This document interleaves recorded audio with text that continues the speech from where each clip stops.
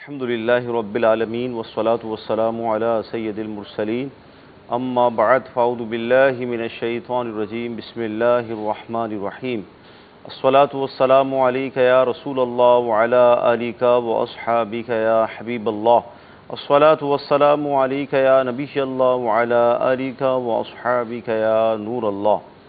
میٹھے میٹھے اسلامی بھائیوں اور مدنی چینل کے ناظرین، سلسلہ دارالفتہ اہل سنت میں ایک بار پھر آپ کو مرحبا کہتے ہیں۔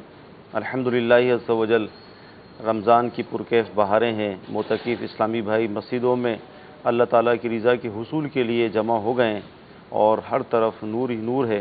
اللہ تبارک و تعالیٰ ہم سب کو رمضان کی برکتوں سے مالا مال فرمائے۔ ابتداءً درود پاک کی فضیلت عرض کی جاتی ہے کہ فرمان مصطفیٰ صلی اللہ تعالیٰ علیہ وسلم ہے کہ تم مجھ پر درود بھیجو، اللہ تعالیٰ تم پر رحمت بھیجے گا۔ صلو علی الحبیب صلی اللہ تعالیٰ علی محمد صلی اللہ علیہ وسلم۔ مدنی چینل کے ناظرین، آئیے آپ کی کالز سے اپنے سلسلے کو آگے بڑھاتے ہیں۔ طیب اطاری بول رہا ہوں جڑا والا سے۔ میں نے یہ سوال کرنا ہے کہ امام کے پیچھے نماز تسبیح ہو سکتی ہے؟ امام کے پیچھے نماز تسبیح یعنی صلاۃ التسبیح، کیا فرماتے ہیں حضور؟ الحمدللہ رب العالمین والصلاة والسلام علی سید الانبیاء والمرسلین، اما بعد فاعوذ باللہ من الشیطان الرجیم، بسم اللہ الرحمن الرحیم۔ نوافل کی جماعت کرانا بھی جائز ہے، شرعاً اس میں کوئی حرج نہیں ہے۔ ٹھیک ہے۔ اگر امام جو ہے وہ صلاۃ التسبیح کی نماز پڑھاتا ہے اور پیچھے لوگ اس کے پڑھتے ہیں تو اس میں کوئی حرج والی بات نہیں ہے۔ ٹھیک ہے۔ اور اس سے ایک فائدہ یہ بھی ہوتا ہے کہ جو پیچھے مقتدی ہوتے ہیں تو وہ اس جماعت کی برکت سے ان کی نماز بھی ہو جاتی ہے۔ نوافل میں ایک ضابطہ اور تو یہی ہے کہ نوافل جو ہے وہ انفرادی طور پر پڑھنا افضل ہوتے ہیں۔ ٹھیک ہے۔ کہ جب بھی نوافل ادا کریں تو انفرادی ادا کریں تو یہ زیادہ بہتر ہے، افضل ہے یہ۔ لیکن اگر جماعت کے ساتھ ادائیگی ہو جائے تو اس میں بھی شرعاً کوئی ناجائز والی بات نہیں ہے۔ اس میں جب جماعت کے ساتھ ادائیگی کی جاتی ہے تو اس کا فائدہ یہ ہوتا ہے کہ بہت سارے لوگ یوں پڑھ لیتے ہیں۔ اگر انفرادی طور پر ان کو کہا جائے یا انفرادی طور پر ان کو خود پڑھنا پڑے تو عام طور پر لوگ نہیں پڑھتے۔ اجتماعی طور پر پڑھنے میں آسانی ہو جاتی ہے۔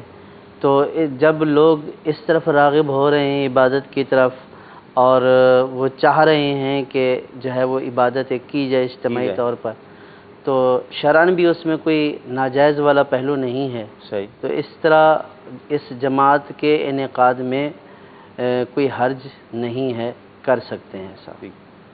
مدنی چینل کے ناظرین، جس طرح کے حالات ہمارے سامنے ہیں کہ لوگ عبادت سے دور ہیں، علم سے دور ہیں، تو الحمدللہ عز و جل تسبیح کی جو نماز ہوا کرتی ہے بالخصوص رمضان کی طاق راتوں میں، تو مساجد میں ایک اعلان ہوتا ہے کہ اتنے بجے یہ نماز ادا کی جائے گی، تو ایک اچھی خاصی تعداد اس نماز کو ادا کرنے جمع ہو جاتی ہے۔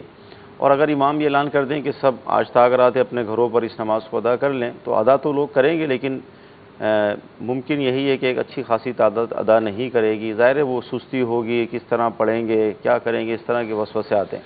تو الحمدللہ جماعت کی برکت سے کافی لوگ اس نماز کو پڑھ لیتے ہیں اور اس کی کافی فضیلت بھی احادیث میں بیان کی گئی۔ جی اگلی کال لیں گے۔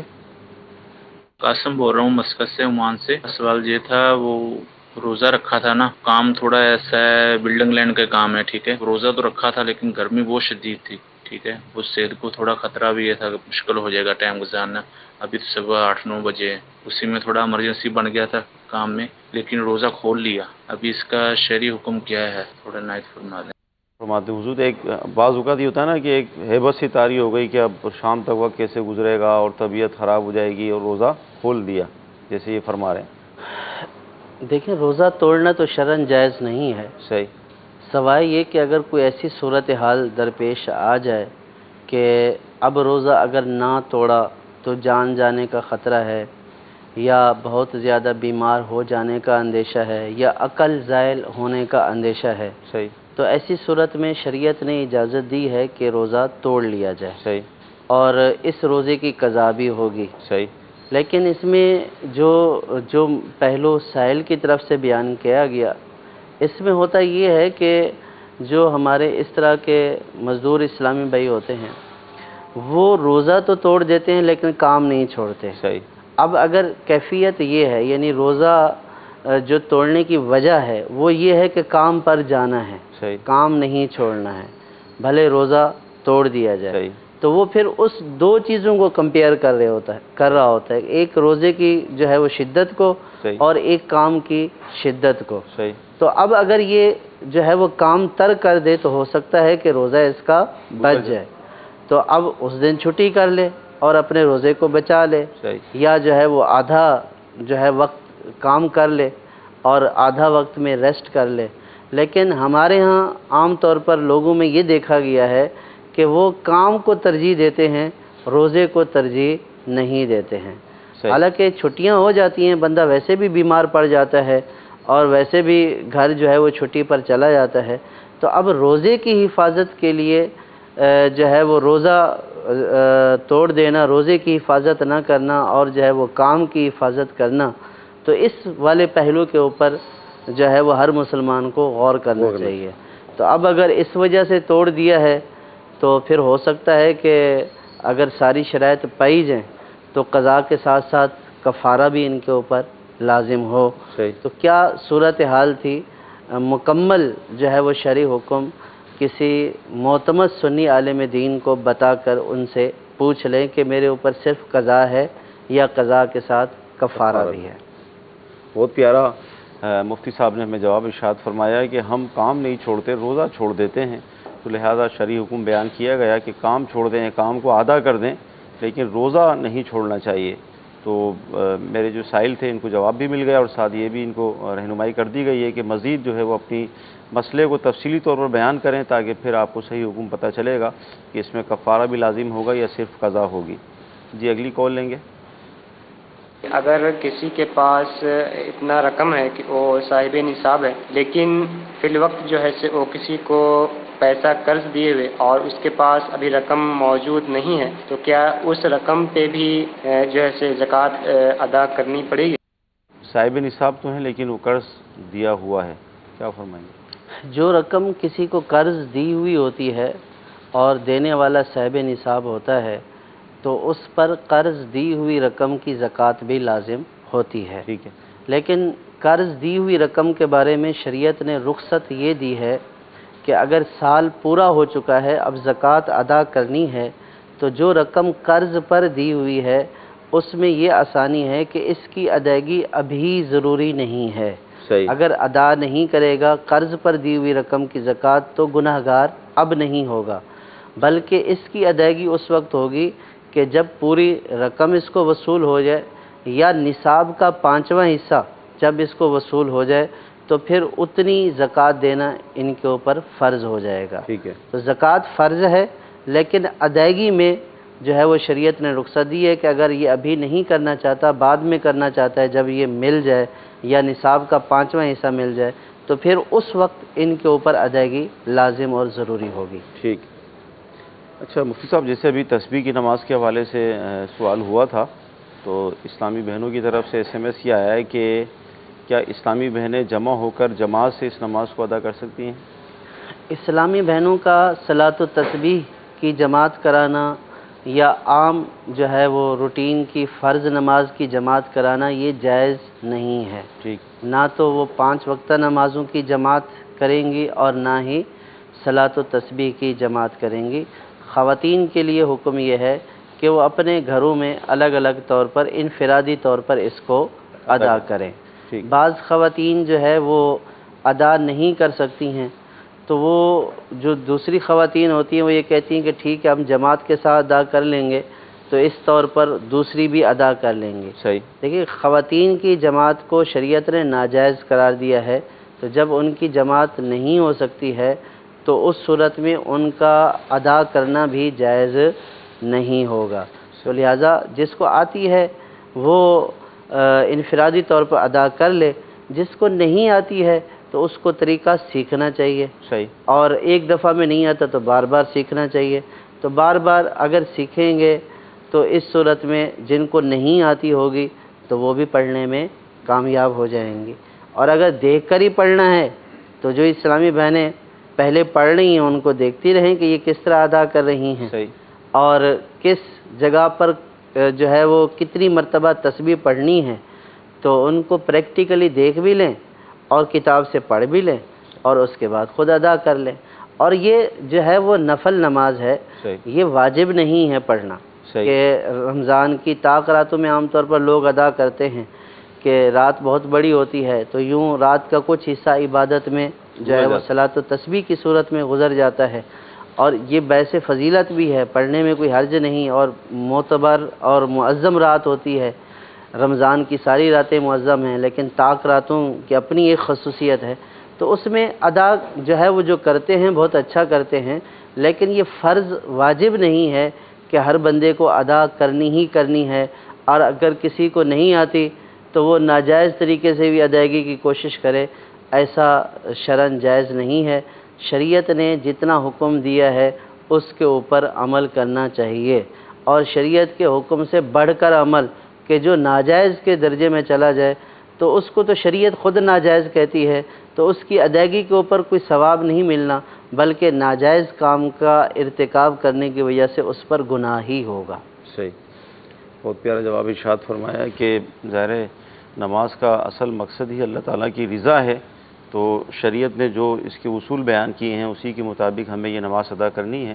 تو اسلامی بہنیں تسبیح کی نماز کے حوالے سے اس کی جماعت نہ کرائیں، اس کا بھی حکم بیان کر دیا گیا، انفرادی طور پر پڑھیں، جن کو نہیں آتی وہ سیکھیں۔ مدنی پنصورہ امیر اہل سنت کی بہت پیاری ایک تصنیف ہے، اس کے اندر اس نماز کا پورا طریقہ موجود ہے، مدنی پنصورہ، تو اس کو آپ حاصل کر لیں۔ ویسے بھی اس کے اندر جو تسبیح پڑھی جاتی ہے تیسرا کلمہ، یہ 300 مرتبہ پڑھا جاتا ہے، اور جب ہم نماز شروع کرتے ہیں تو ثنا کے بعد یعنی قراءت سے پہلے 15 دفعہ، اور پھر اس کے بعد یعنی قراءت کے بعد 10 مرتبہ، پھر رکوع میں 10 مرتبہ، رکوع سے اٹھیں 10 مرتبہ، تو یوں ایک رکعت کے اندر 75 مرتبہ اس کو پڑھا جاتا ہے، تو یوں یہ 4 رکعت کے اندر 300 مرتبہ کلمہ ہو جاتا ہے۔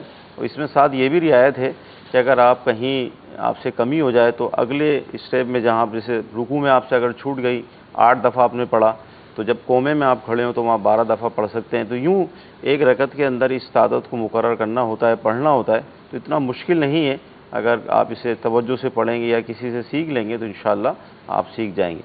جی اگلی کال۔ سوال یہ کر رہا ہے کہ عصر کی نماز کے بعد آٹومیٹکلی آنکھوں میں پانی آنا شروع ہو جاتا ہے، تو اس میں کوئی روزے میں خلل تو پیدا نہیں ہوگا؟ نماز کے بعد آنکھوں میں پانی آنا شروع ہو جاتا ہے حضور؟ آنکھوں میں پانی آنے سے روزے میں کوئی خلل نہیں آئے گا، روزہ نہیں ٹوٹتا ہے۔ ہاں اگر درد کی وجہ سے یا آنکھیں خراب ہونے کی وجہ سے پانی نکلتا ہے تو اس سے وضو ٹوٹ جاتا ہے، ٹھیک ہے، لیکن روزے کا ٹوٹنے کا اس سے کوئی تعلق نہیں ہے۔ اچھا، یہ جو جیسے آپ نے فرمایا وضو ٹوٹتا ہے تو یہ ناپاک ہوتا ہے پانی؟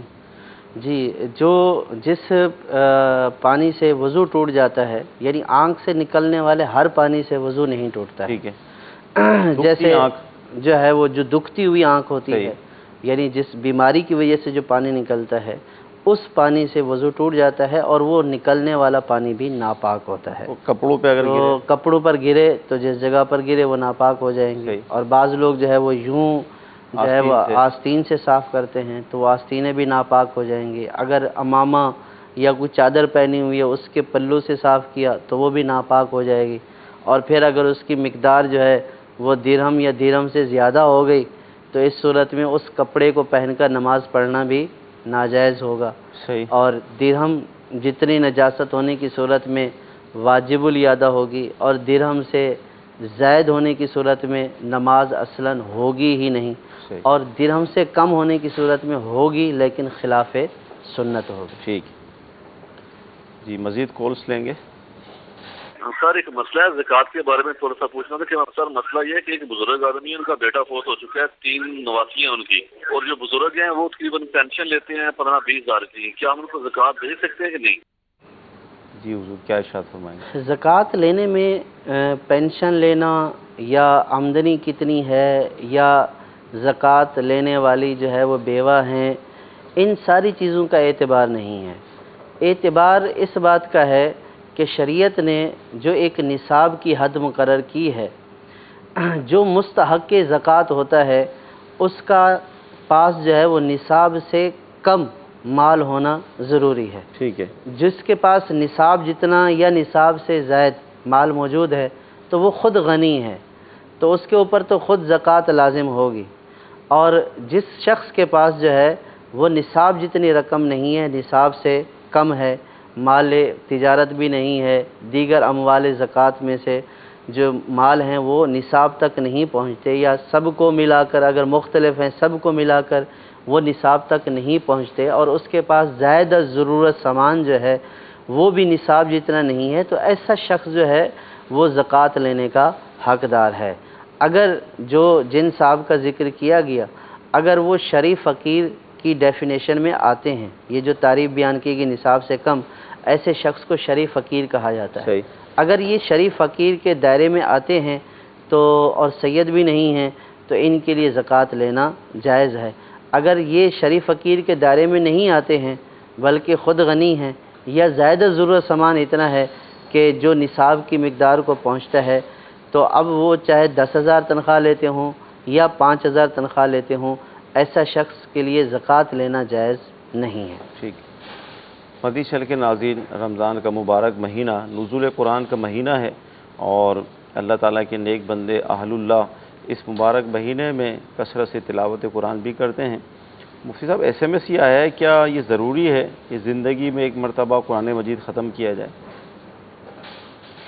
زندگی میں ایک مرتبہ قرآن مجید ختم کرنا ضروری اس معنی میں تو نہیں ہے کہ فرض ہے یا واجب ہے، ٹھیک ہے، لیکن قرآن پاک پڑھنا جو ہے یہ بہت بڑی سعادت ہے، اور یہ اللہ تبارک و تعالیٰ کا کلام ہماری ہدایت اور رہنمائی کے لیے آیا ہے، اور ہدایت اور رہنمائی اسی صورت میں ملے گی کہ جب ہم اس سے ہدایت اور رہنمائی لیں گے، صحیح، اور ہدایت اور رہنمائی ہم لیں گے اس وقت کہ جب اس کو پڑھیں گے اور جب اس کو سمجھیں گے۔ صحیح، اگر ہم نے ہدایت اور رہنمائی لینے والی کتاب کو کھول کر ہی نہیں دیکھا، اس کو پڑھا ہی نہیں، اس کو سمجھا ہی نہیں، اور ساری زندگی یہ تو کہتے رہے کہ ہدایت اور رہنمائی کے لیے آیا ہے، لیکن اس کلام پاک کی ہدایت اور رہنمائی کیا ہے، اللہ تعالیٰ کا فرمان کیا ہے، یہ اس کو پڑھنے سے اور اس کو سمجھنے سے ہی حاصل ہوگا۔ ٹھیک ہے، تو لہٰذا ہر مسلمان کی یہ ایک یوں سمجھے کہ جذبہ ایمانی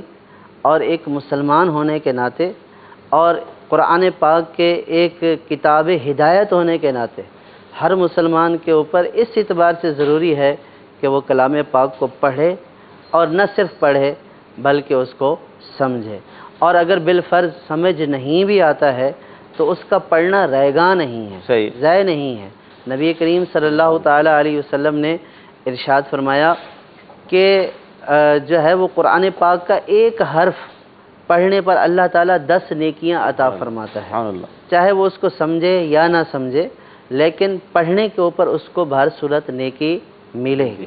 لیکن پڑھنے کے ساتھ ساتھ سمجھنے کی بھی کوشش کرنی چاہیے، کیونکہ ہمارے لیے ہدایت اور رہنمائی کا سبب اسی صورت میں ہوگا کہ جب ہم اس کی تعلیمات کو سمجھیں گے۔ اگر ہم سمجھتے ہی نہیں ہیں تو پھر ہم راہ ہدایت پر کیسے چلیں گے، اور ہدایت کا راستہ کون سا ہے، گمراہی کا راستہ کون سا ہے، انبیاء اولیاء صالحین کا راستہ کون سا ہے، اور اللہ تعالیٰ نے جن لوگوں پر غضب کیا ان کا راستہ کون سا ہے، یہ ہمیں قرآن ہی بتاتا ہے، یہ قرآن ہی سے پتہ چلتا ہے کہ ہم سے پہلے لوگوں کا کیا حال ہوا، اللہ تعالیٰ نے جو ہے وہ ان کی نافرمانی کے اوپر کس طرح ان کے اوپر عذاب نازل کیا، اور یہ فرمایا گیا کہ عقل والوں کے لیے جو ہے یہ نصیحت ہے، عبرت ہے۔ تو صحیح، عبرت اور نصیحت اسی صورت میں ہوگی کہ جب کہ اس کو سمجھ کر پڑھا جائے، تو سمجھ کر پڑھنا بھی ضروری ہے، اور اگر سمجھ بالفرض نہیں آتی ہے تو اس کو ویسے بھی اس کی تلاوت کلام پاک کرنی چاہیے، اس کا چھونا بھی جو ہے وہ ثواب ہے، اس کا دیکھنا بھی ثواب ہے، اس کا پڑھنا بھی ثواب ہے، سبحان اللہ، چاہے سمجھ آئے یا نہ آئے، اس کا پڑھنا تب بھی ثواب ہی ہے۔ تو اس لیے مسلمانوں کو چاہیے کہ سمجھنے کی کوشش کریں، لیکن جب تک سمجھتے نہیں ہیں تو کیا پڑھیں بھی نہیں، ایسا نہیں ہے، ایسا نہیں، بلکہ اللہ تعالیٰ کے کلام کو پڑھیں، تو اللہ تبارک و تعالیٰ کے کلام پاک کو پڑھنے کی برکت سے اللہ تعالیٰ دل کے اندر ایسا نور پیدا کر دے، اور اللہ تعالیٰ ایک ایسی ہدایت کی جو ہے وہ راستے کی طرف رہنمائی فرما دے کہ اس کے پڑھنے کی برکت سے انشاءاللہ سمجھنا بھی آسان ہو جائے گا۔ مفتی صاحب، ابھی جیسے قرآن پڑھنے کے حوالے سے آپ نے ارشاد فرمایا، سمجھنے کا آپ نے ذہن دیا، ترجمہ کون سا پڑھیں، تفسیر کون سی پڑھیں، سمجھیں گے کیسے؟ کہ ظاہر عربی تو ہر ایک کو آتی نہیں ہے، ڈائریکٹ وہ عربی پڑھ کر سمجھ جائے بظاہر مشکل ہے، تو اب ترجمہ کون سا پڑھیں، تفسیر کون سی؟ مارکیٹ کے اندر تو رش ہے، کیا کریں؟ جی، ہمیشہ ترجمہ اور تفسیر پڑھتے وقت جو ہے وہ مستند علماء دین اور صحیح العقیدہ سنی علماء کی تفسیر اور ترجمے کا انتخاب کرنا چاہیے۔ ٹھیک ہے، ایسا ترجمہ کہ جو ہمارے ایمان کو تازہ کر دے، سبحان اللہ، ایسا ترجمہ کہ جو سلف صالحین کا ترجمہ ہو، اور ائمہ مفسرین نے جو قرآن پاک کی تفسیر بیان کی، اور جو رب کا کلام اور اس کے حبیب صلی اللہ تعالیٰ علیہ وسلم کا جو فرمان ہے، اور اس حقیقی فرمان کی طرف جو ترجمہ ہماری رہنمائی کرے، ہماری ہدایت کرے، ہمارے ایمان کو تازہ کر دے، ہم اس کو پڑھنے کی وجہ سے ہمارے ایمان میں اور زیادتی ہو جائے، اور جو ہے وہ ہمارے دل کے گوشے، ہمارے ذہنوں کے گوشے جو ہے وہ شاد ہو جائیں اور خوش ہو جائیں، جس میں اللہ اور اس کے رسول کے مقام کا لحاظ رکھا گیا ہو، تو ایسے ترجمے کو پڑھنا چاہیے۔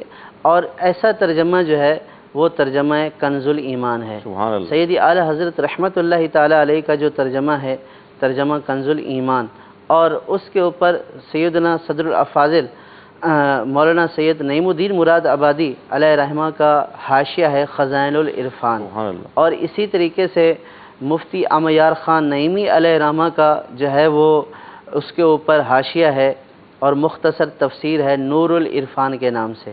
اور الحمدللہ آج کے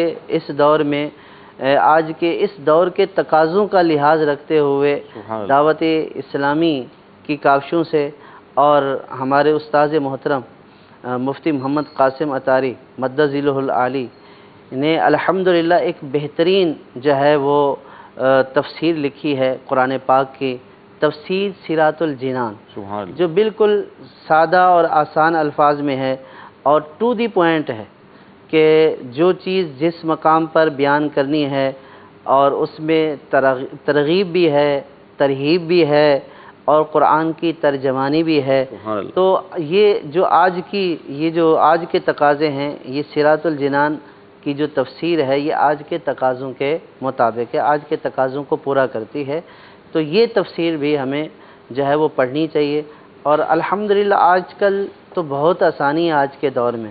صحیح، پہلے تو یہ ہے کہ ترجمہ کنز الایمان جو ہے وہ مشکل سے ملا کرتا تھا، صحیح، اور نور العرفان بڑی مشکل سے ملا کرتا تھا۔ صحیح، دعوت اسلامی نے یہ مشکل بھی حل کر دی۔ سبحان اللہ، آج ہر شخص کے پاس جو ہے وہ اینڈرائیڈ موبائل ہے، تو کنز الایمان کی بھی اپلیکیشن ہے، اسی طرح خزائن العرفان کی بھی ہے، تفسیر صراط الجنان کی بھی اپلیکیشن ہے، اور اس میں صرف پڑھے نہیں، شیئر کرنا چاہتے ہیں شیئر کریں، اور آپ اپنے کانوں سے سننا چاہتے ہیں جی، تو اس کو جو ہے وہ سن بھی سکتے ہیں، اپنا مطلوبہ مقام تلاش کرنا چاہتے ہیں تو وہ بھی کر سکتے ہیں۔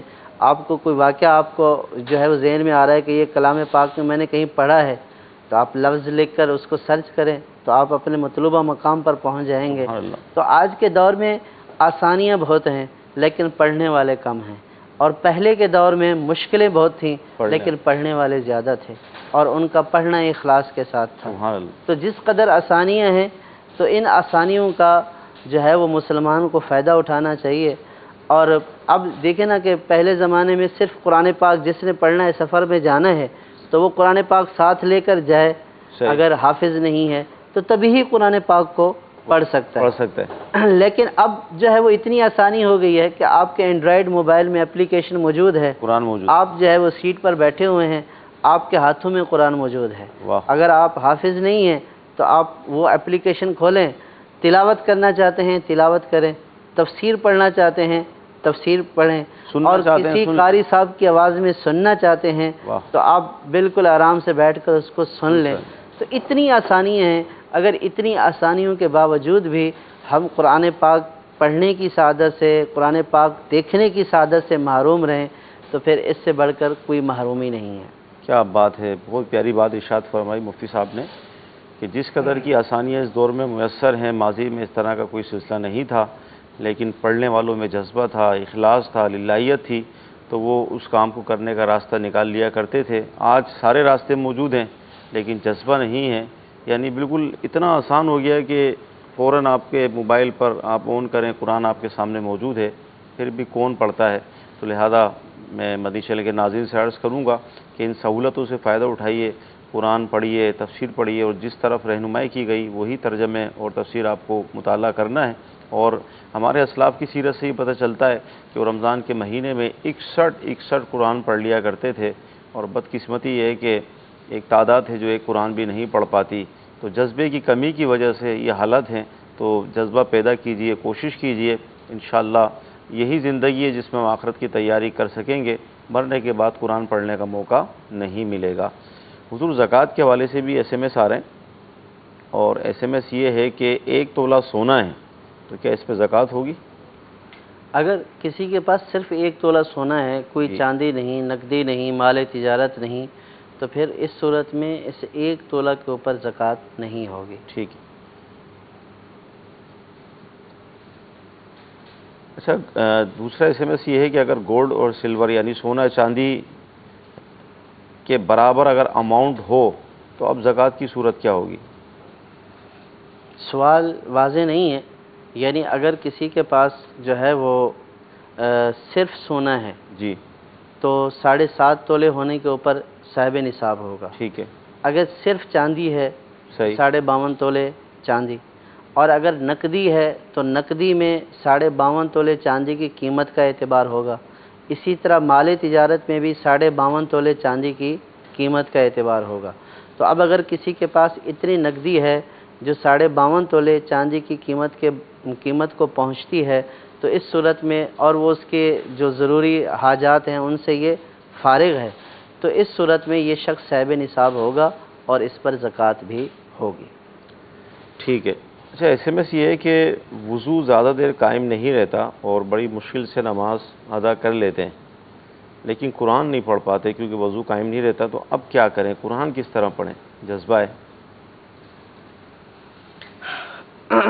قرآن پاک وضو نہ ہونے کی صورت میں قرآن پاک کو چھونا جائز نہیں ہے، ٹھیک ہے، لیکن موبائلز وغیرہ کے اوپر اپلیکیشن جو ہوتی ہیں، ان میں اگر کوئی ایسی صورت ہو کہ بے وضو ہونے کی حالت میں اسکرین کو ٹچ نہ کرنا پڑے۔ ویسے میرا اپنا بھی تجربہ ہے کہ رومال اگر ہاتھ میں لیں گے نا آپ، انگلی پہ رومال وغیرہ، اور یوں تو اس سے کام چل جاتا ہے، یعنی ہاں، اگر اسکرین کو ٹچ وہ نہ کرنا پڑے جی۔ تو ایسی صورت میں جو ہے وہ قرآن پاک کی تلاوت اسٹیک بھی آتی ہیں، بعض موبائل ایسے ہوتے ہیں جن کی اسٹیک ہوتی ہے، جی ہاں، اس سے بھی کر سکتے ہیں، جی۔ یا پھر یہ ہے کہ آپ جو ہے وہ اپنے لیپ ٹاپ پہ کھول لیں، جی۔ اگر کمپیوٹر ہے تو اس پہ کھول لیں صحیح، کہ آپ ماؤس کے ذریعے جو ہے وہ پیج کر لیں۔ تبدیل کرتے رہیں گے صحیح۔ تو اور قرآن پاک پڑھتے رہیں گے۔ تو راستہ موجود ہے قرآن مجید پڑھنے کا، موبائل کی صورت میں بھی، لیپ ٹاپ کی صورت میں بھی، تو انشاءاللہ آپ کی نیت اچھی ہے، آپ انشاءاللہ قرآن پڑھنے میں کامیاب ہو جائیں گے۔ جی، اگلی کال۔ تحری کھا لی ہے لیکن اذانیں ہو رہی تھی، تو اذانیں مکمل ہونے کے بعد میں نے 1 گھونٹ پانی پی لیا، وہ نوالا پھنسا ہوا تھا، اس لیے میرے روزے کے بارے میں کچھ بتا دیں۔ لقمہ پھنسا ہوا تھا حضور، اب کیا کریں؟ پانی ایسی صورت میں روزہ تو نہیں ہوا، لیکن اس روزے کی قضا کرنا ان کے اوپر لازم ہے۔ مدنی چینل کے ناظرین، یہی مطلب اہتمام کی کمی کی وجہ سے اس طرح کا سلسلہ ہوتا ہے کہ سحری کا وقت تو ظاہر ہے ایک اچھا خاصا وقت ہوتا ہے، تو اتنی تاخیر یا بعض اوقات اگرچہ تاخیر کرنے کی فضیلت ہے اور تاخیر کا حکم بھی دیا گیا ہے، لیکن ظاہر اس سے مراد یہ تو نہیں ہوگی کہ بالکل 1-2 منٹ پہلے ہی آدمی شروع کرے، اذان شروع ہو جائے، کیا فرمائیں گے حضور؟ ہوتا ہے اس طرح، بعض اوقات اصل میں آنکھ لیٹ کھلتی ہے، جی۔ اہتمام تو سارے کیے ہوئے ہوتے ہیں پہلے سے کچھ نہ کچھ، صحیح، لیکن گھر والوں کی آنکھ ہی لیٹ کھلتی ہے، اور بعض اوقات جو ہے وہ خود ہی بندہ سستی سے لیٹا رہتا ہے، صحیح، اور ایسی صورت میں جب جو ہے وہ لقمہ پھنس جائے تو انتہائی خطرناک اور شدید صورت ہوتی ہے۔ صحیح، تو اب ان کی صورت کیا تھی؟ اب اس میں قضا کا بھی حکم ہو سکتا ہے، کفارے کا بھی حکم ہو سکتا ہے۔ اچھا، قضا تو ہے ہی ہے، لیکن اس کے ساتھ کفارہ ہوگا یا نہیں ہوگا وہ ان کی صورت کے اوپر ہوگا۔ صحیح، مزید کسی معتمد سنی عالم دین کو یہ صورت بتا کر یہ کنفرم کرا لیں کہ ان کے اوپر کفارہ بھی لازم ہے یا نہیں۔ اچھا، کفارہ ہم جیسے 2-3 مرتبہ آپ نے اس کا ذکر فرمایا، کفارہ ہے کیا؟ کوئی فطرہ دینا ہے، فدیہ دینا ہے، پیسے دینے، کیا کرنا ہوگا کفارہ؟ کفارہ یہ ہے کہ اگر کسی جو ہے وہ بالغ نے، مقیم نے ادائے رمضان کی نیت سے روزہ رکھا اور بغیر کسی صحیح عذر کے جو ہے اس روزے کو کسی ایسی چیز سے توڑ دیا کہ جو بطور لذت کھائی جاتی ہے اور رات سے اس کی روزے رکھنے کی نیت تھی، صحیح، تو ان تمام شرائط کے ساتھ اگر کسی نے جو ہے وہ روزہ توڑ دیا تو اس صورت میں قضا بھی ہوگی، یعنی اس ایک روزے کے بدلے میں ایک روزہ بھی اس نے جو ہے رکھنا ہے، لیکن بلا عذر شرعی توڑا ہے، بغیر کسی صحیح مجبوری کے توڑا ہے، تو اس لیے اب اس روزے کے جو اس نے کام کیا ہے اس کے ازالے کے لیے شریعت نے مسلسل 2 مہینے کے روزے مقرر کیے ہیں۔ صحیح، یہ 2 مہینے کے روزے جو ہیں یہ بطور کفارہ، ایک روزہ توڑنے کا جو کفارہ ہے جان بوجھ کر، وہ 2 مہینے کے مسلسل روزے ہیں، مسلسل روزے، یعنی تعداد نہیں پوری کرنی، یعنی مختلف دنوں میں کر کے 60 روزے رکھ لے ایسا نہیں، بلکہ پے در پے، مسلسل پے در پے بغیر کسی ناغے کے جو ہے اس نے 60 روزے رکھنے ہیں، تو یہ جو ہے وہ اس کا کفارہ ہے۔ اچھا، آدمی اگر یہ سوال کرے مفتی صاحب کہ بھائی ایک روزہ مشکل ہو گیا میرے لیے، مثلا ظاہر عقل سے بھی لوگ سوچتے ہی ہیں، تو میں 60 کیسے رکھوں گا؟ دیکھیں، ایک روزہ مشکل اس کی اپنی وجہ سے ہو گیا، صحیح، یعنی ایک تو یہ عذر ہے کہ یعنی اس کو کوئی ایسا عارضہ لاحق ہے صحیح، کہ جس کی وجہ سے وہ روزہ رکھ ہی نہیں سکتا ہے، ٹھیک ہے، اور ایک وہ صورت ہے کہ آدمی تندرست ہے، صحیح، بس اس کے اوپر ایک خوف طاری ہے خوف، کہ میں رکھ نہیں سکتا ہوں، کیسے وقت گزرے گا، جو ہے وہ کیا ہوگا میرا، صحیح، تو ایسے شخص کے لیے تو پھر کوئی چھوٹ نہیں ہے، اس کو صحیح، یہی کہا جائے گا کہ بھئی آپ روزہ رکھیں، انشاءاللہ آپ کی موت واقع نہیں ہوگی، بلکہ روزہ رکھنے سے آپ اور زیادہ تندرست ہو جائیں گے۔ تو جو اس طرح کا خود ساختہ خوف ہے، یعنی جس کی کوئی حقیقت نہیں ہے، تو ایسے شخص کے لیے پھر کوئی چھوٹ نہیں ہے، اس کو یہی کہا جائے گا کہ آپ نے روزے ہی رکھنے ہیں۔ ٹھیک جی، اگلی کال لیں گے۔ میں یہ جاننا چاہتا ہوں کہ جو کاروبار کرتے ہیں مال تجارت جو کبھی کم ہوتا ہے کبھی زیادہ ہوتا ہے، اس پہ زکوٰۃ ہوتی ہے؟ مال تجارت پر زکوٰۃ، مال تجارت اگر نصاب جتنا ہے تو اس صورت میں وہ صاحب نصاب ہے۔ اب جس وقت ان کے پاس مال تجارت نصاب کی مقدار میں آیا اور شرائط پائی گئیں تو یہ صاحب نصاب ہو گئے۔ اب یہ اس کے اوپر سال گزرنا شرط ہے، اب سال میں کم بھی ہوتا رہا زیادہ بھی ہوتا رہا، لیکن جس دن یہ صاحب نصاب ہوئے تھے جب وہی دن پلٹ کر آئے گا تو اب یہ دیکھیں گے کہ ان کا نصاب سے کم ہے یا نصاب سے زیادہ ہے یا نصاب جتنا ہے۔ اگر نصاب سے کم ہو گیا تو اب ان کے اوپر زکوٰۃ نہیں ہوگی، اگر نصاب کے برابر یا نصاب سے زائد ہے تو جتنا مال موجود ہے اس کے اوپر زکوٰۃ لازم ہوگی۔ ٹھیک ہے جی، اگلی کال۔ وطر جب پڑھتے ہیں تو 2 رکعت پڑھنے کے بعد جب کسی رکعت کے لیے کھڑے ہوتے ہیں تو پھر رکوع کرتے ہیں تو اس میں وہ دعائے قنوت پڑھنا بھول جاتے ہیں، تو ایسی صورت میں کیا کرنا چاہیے؟ جی، دعائے قنوت پڑھنا بھول گئے تو کیا کریں؟ دعائے قنوت پڑھنا واجب ہے، اگر دعائے قنوت پڑھنا بھول گئے رکوع میں چلے گئے تو اپنی نماز کنٹینیو رکھیں اور آخر میں سجدہ سہو کر لیں کہ واجب ترک اگر بھول کر ترک ہوا ہے تو اس کا ازالہ سجدہ سہو سے ہو جاتا ہے، اگر سجدہ سہو کر لیا تو واجب وطر ادا ہو چکے۔ ٹھیک۔ اچھا، SMS یہ ہے کہ اگر کوئی 10 دن کے اعتکاف کے اندر بیٹھا ہو اور پھر اس کا دنیاوی پیپر بھی ہو، اسے 2 گھنٹے لگیں گے حضور آنے جانے میں، پیپر ہو جائے گا، کیا فرماتے ہیں؟ اعتکاف پہ کوئی اثر پڑے گا؟ جی، اگر یہ پیپر دینے کے لیے باہر نکلیں گے، مسجد سے باہر جائیں گے تو اس صورت میں ان کا اعتکاف ٹوٹ جائے گا۔ صحیح۔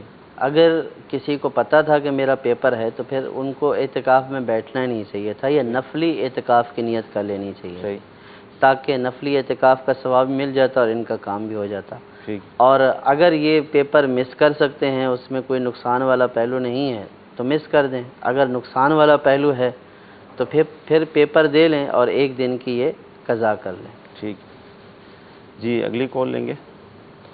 امیر صاحب، میرا نام مظہر اقبال ہے، میں پوچھنا یہ چاہ رہا ہوں کہ میں لاہور میں ڈیوٹی کرتا ہوں اور جب میں واپس جاتا ہوں اپنے گاؤں جنگ میں تو عید کے دنوں میں کیا نماز قصر پڑھیں گے؟ جی، ڈیوٹی کرتے ہیں، اپنے گھر جاتے ہیں، جب اپنے جو ہے وہ گھر میں جانا ہوتا ہے جو آبائی گھر ہے، جی جی، تو وہ تو وطن اصلی ہے، ٹھیک ہے. اور وطن اصلی میں اگر ایک دن کے لیے بلکہ ایک لمحے کے لیے بھی گئے اور وہاں پہ نماز کا وقت ہے تو وہاں پہ پوری نماز ہی پڑھیں گے، ٹھیک ہے. وہاں پہ قصر نہیں کریں گے. ہاں اگر جو ہے وطن اقامت ہے، جہاں جیسے جو وطن اصلی ہے وہ گاؤں ہے، اب جہاں پہ ڈیوٹی کر رہے ہیں وہ وطن اقامت ہے، اگر وہاں پہ 15 دن سے کم رہنے کی نیت سے آئے تو اس صورت میں وہاں پہ قصر کریں گے، لیکن جب اپنے گھر جائیں گے تو وہاں پہ پوری نماز پڑھیں گے، اگرچہ ایک دن کے لیے گئے یا آدھے دن کے لیے گئے. صحیح. اچھا ایک SMS یہ بھی ہے قصر نماز کے حوالے سے کہ صرف مردوں کے لیے خاص ہے یا عورتیں بھی قصر پڑھیں گی، اور پھر اس میں سنت اور نوافل کا کیا حکم ہوگا؟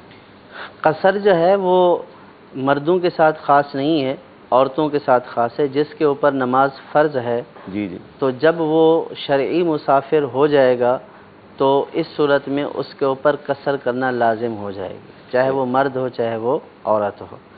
اور جہاں تک سنتیں اور نوافل ادا کرنے کا تعلق ہے تو سنتیں اور نوافل بھی ادا کیے جائیں گے، کیونکہ قصر جو ہے وہ صرف فرضوں میں ہے، صحیح. سنت اور نوافل میں نہیں ہے. ہاں البتہ فقہا نے یہ ضرور فرمایا ہے کہ اگر راستے میں ہیں اور بس ٹرین نکلنے کا جو ہے وہ اندیشہ ہے اور جو ہے وہ گھبراہٹ کا عالم ہے، ایسی صورت میں اگر نوافل اور سنت ترک کر دیے تو کوئی حرج نہیں ہے. صحیح. لیکن اگر بالکل امن اور سکون کی حالت میں ہیں، کوئی پریشانی نہیں ہے، تو پھر سنتیں بھی ادا کرنی ہیں، نوافل بھی ادا کرنی ہیں.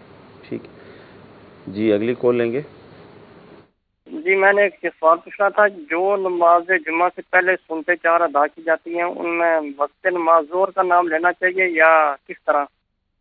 جی جو سنت نماز سے پہلے ادا کرتے ہیں یا نماز کے بعد ادا کرتے ہیں تو اس میں جمعہ بولیں گے یا ظہر بولیں گے؟ جمعہ والے دن جن کے اوپر جمعہ فرض ہے یا جہاں پہ جمعہ کا انعقاد شرعاً درست ہے وہاں پہ جو نیت کریں گے وقت نماز جمعہ بولیں گے، صحیح. وقت نماز ظہر نہیں بولیں گے. ٹھیک ہے. چاہے وہ فرضوں سے پہلے کی سنتیں ہوں یا فرضوں کے بعد کی سنتیں ہوں، دونوں میں وقت نماز جمعہ بولیں گے. ٹھیک ہے.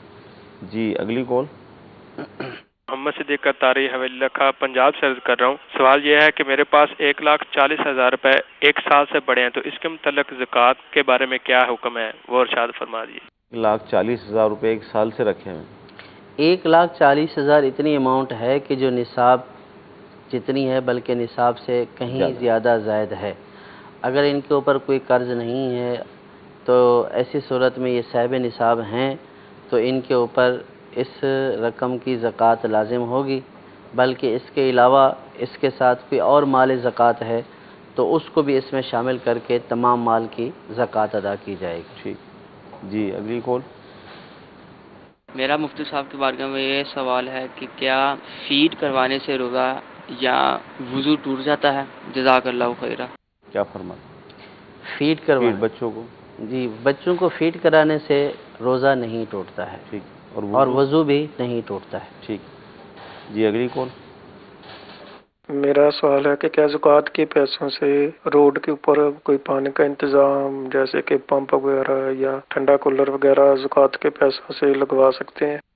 کیا فرما دے وہ؟ زکوٰۃ کی ادائیگی کے لیے شرط یہ ہے کہ جو مستحق زکوٰۃ ہے اس کو قبضہ دینا ضروری ہے. صحیح. اور ظاہر ہے کہ روڈ کے اوپر جو اس طرح کے فلاحی کام یہ کرنا ویسے ثواب تو ہیں، لیکن چونکہ اس میں فقیر کا قبضہ نہیں پایا جاتا تو اس طرح کے کام کرنے سے زکوٰۃ ادا نہیں ہوگی. ہاں یہ ہو سکتا ہے کہ یہ مستحق زکوٰۃ کو جو ہے وہ دے دیں اور مستحق زکوٰۃ جو ہے وہ اپنی طرف سے یہی والا انتظام کر دے جو یہ کرنا چاہتے ہیں. لیکن اگر یہ ڈائریکٹ یہ جو ہے وہ انتظام ایسا کر دیں گے تو اس سے زکوٰۃ ادا نہیں ہوگی کیونکہ شریف فقیر کا قبضہ نہیں پایا گیا. ٹھیک. SMS یہ ہے کہ مجھے سانس لینے میں پرابلم ہے اور مجھے معلوم نہیں تھا کہ نیبولائز کروانے سے روزہ ٹوٹ جاتا ہے اور میں نے کروا لیا تو اب کیا حکم ہوگا؟ ایسی صورت میں روزہ تو ان کا ٹوٹ گیا ہے. جی جی. اور جو ہے وہ اب ان کی کیا صورت تھی؟ صحیح. قضا اور کفارے کا حکم تو ان کی کنڈیشن کے اوپر اور دیگر شرائط کے اعتبار سے دیکھا جائے گا کہ کفارہ لازم. وہ جیسے آپ نے ابھی پورا ایک تھا نا اس کی شرائط بتائی تھی، رات سے ہو اور پھر چیز جو کھائی لذت والی ہو، یہ تو ظاہر دوائی تھی، لذت تو اس میں اصل میں جو ہے وہ دوا یا غذا اس سے منفعت تو حاصل ہوتی ہے نا، اور جسم کی جو ہے وہ اصلاح ہوتی ہے، صحیح، لیکن دیگر بھی شرائط ہیں کہ رات سے نیت ہو، صحیح، جو ہے وہ مقیم ہو، مسافر نہ ہو، ٹھیک ہے، تو قضا تو ہے ان کے اوپر، کفارے میں کفارہ بھی ہوگا تفصیل یا ہے۔ نہیں تو پھر اس کی تفصیل ہے، یہ کسی صحیح معتمد سنی عالم دین کو اپنی صورت بتا کر کفارے سے متعلق معلومات کر لیں۔ ٹھیک ہے جی، مزید کال۔ سر یہ سوال پوچھنا ہے کہ اردو میں قرآن پاک پڑھنا جائز ہے کہ کیا اس کا بھی اتنا ثواب ہوگا؟ اردو میں قرآن مجید پڑھنا یعنی ترجمہ ہی کہہ سکتے ہیں، ورنہ قرآن تو عربی میں ہے۔ دو باتیں اس میں ہو سکتی ہیں، ایک تو یہ ہے کہ ترجمہ ہی، صحیح، اور ظاہر ہے کہ قرآن پاک تو عربی میں ہے، اردو میں نہیں ہے، صحیح، یا پھر یہ ہو سکتا ہے کہ یہ جو پروننسیشن ہے، جو تلفظ ہے وہ اردو کے طور پر جو ہے وہ اس طور پر ادائیگی کرنا، تو جو ترجمہ پڑھنے سے قرآن مجید پڑھنے کا ثواب نہیں ملے گا، صحیح، اور قرآن پاک عربی زبان میں نازل ہوا تو اس کو عربی زبان ہی میں یعنی عربی لہجے میں پڑھنا ضروری ہے، اور اردو لہجے میں اس کو پڑھیں گے تو بہت سارے جو ہے وہ الفاظ کچھ کے کچھ ہو جائیں گے، معنی اور ان کے فاسد، معنی جو ہے وہ فاسد ہو جائیں گے اور گناہ گار ہوں گے۔ اچھا، اب جیسے ہم نے ذہن دیا کہ ترجمہ بھی پڑھیں، تفسیر بھی پڑھیں، اب کسی نے آیت پڑھی، وہ آیت سجدہ پڑھی اس نے، اب اس کا ترجمہ بھی پڑھا اس نے، تو دو سجدے کرے گا یا ایک ہی کرے گا؟ ایسے ایک ہی نشست میں بیٹھے ہوئے اگر اس نے پڑھا ہے تو ایک ہی سجدہ لازم ہے۔ ٹھیک ہے۔